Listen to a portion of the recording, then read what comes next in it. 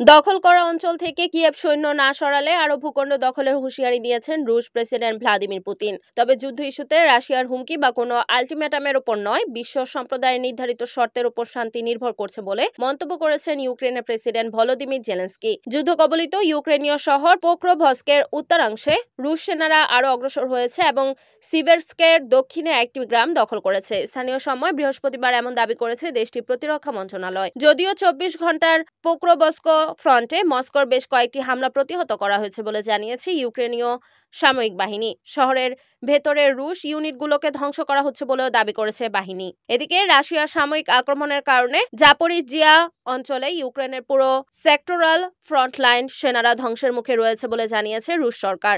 রাশিয়ার president Vladimir Putin বলেছেন, Ukraine যুদ্ধ শেষ করতে যুক্তরাষ্ট্র যে প্রস্তাব করেছে তা ভবিষ্যৎ চুক্তির ভিত্তি হতে পারে। তবে একই সঙ্গে তিনি ইউক্রেনকে হুঁশিয়ারি দিয়ে বলেছেন, দখল করা অঞ্চল থেকে কিয়েভ সেনা না সরালে রুশ সেনারা জোর করে আরও ভূখণ্ড দখল করবে। স্থানীয় সময় বৃহস্পতিবার কিরগিজস্তানের রাজধানী বিশকেকে সাংবাদিকদের সঙ্গে আলাপকালে যুদ্ধ ইস্যুতে আগামী সপ্তাহের শুরুতে যুক্তরাষ্ট্রের বিশেষ দূত স্টিভ উইটকফের নেতৃত্বে একটি প্রতিনিধি দল মস্কো সফরে যাবে বলেও জানান তিনি।